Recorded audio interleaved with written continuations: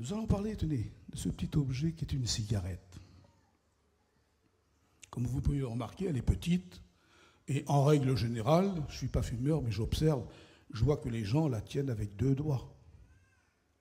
Elle est tellement petite, tellement légère. Et puis, garçons et filles, ils éblouissent leurs amis en tirant sur ce petit truc-là. Bien vite, on se rend compte qu'on devient dépendant d'elle. On ne peut plus se passer d'elle. Et en fait, au lieu que ce soit nous qui tient la cigarette dans notre main, c'est elle qui nous tient. On ne peut plus s'en libérer. Les conséquences, vous les connaissez, n'est-ce pas? D'ailleurs, sur tous les paquets de cigarettes, c'est écrit « dangereux pour la santé ». On risque sa vie, mais l'insouciance des hommes et des femmes qui participent à cette passion, ils n'en tiennent pas compte.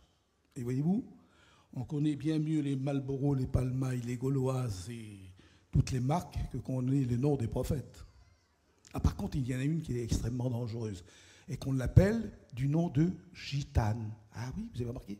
On voit la gitane qui danse sur le paquet de... Faites très attention, cette jeune fille n'est pas fréquentable parce qu'elle produit la mort plutôt que la vie. Elle a tué des milliers et des milliers de chrétiens dans le monde entier et surtout des hommes païens même. Je me souviens d'une réunion que j'avais faite il y a de cela quelques années, c'était en Bretagne. Et nous avions décidé ce jour-là, avec les serviteurs de Dieu, de faire une délivrance du tabac. Et quand j'ai eu exposé les dangers que manifestait justement cette passion, j'ai dit maintenant, je vais prier pour que Dieu vous délivre.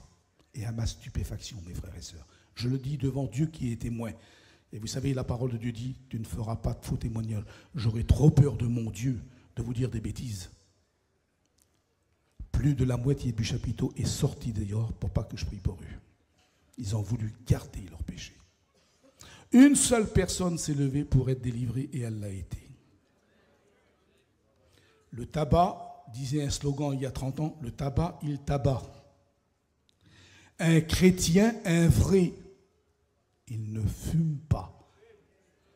Un chrétien brûle. Ça fume pas, ça brûle. Ça brûle par le Saint-Esprit. Son corps est le temple du Saint-Esprit. Maintenant, comment vous me verriez si, en sortant de notre réunion ce matin, vous voyez le frère Tarzan avec ça à la bouche?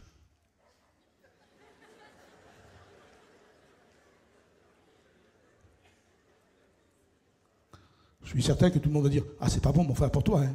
T'es un pasteur. » Si c'est pas bon pour le frère Tarzan, c'est bon pour personne. Je pensais qu'on aurait pu applaudir ça.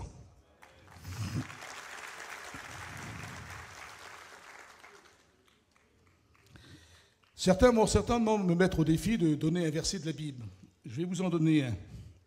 Livre du prophète Ésaïe, chapitre 44, le verset 20.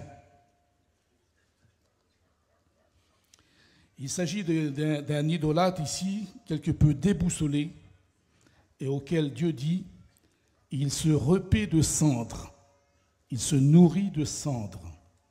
Son cœur abusé, il l'égare.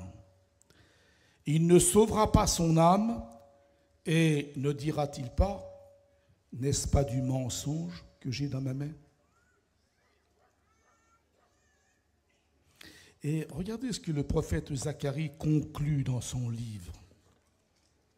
Zacharie chapitre 9, le verset 7, où Dieu dit « J'ôterai les abominations qu'il a entre ses dents, j'ôterai le sang de sa bouche. »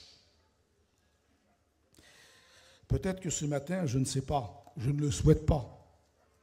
Et peut-être qu'il y a quelques personnes qui voudraient être délivrés de ce mal, de cette passion qui nous cache des bénédictions. Je ne vais pas vous demander de vous lever ni de lever la main, je ne veux gêner personne.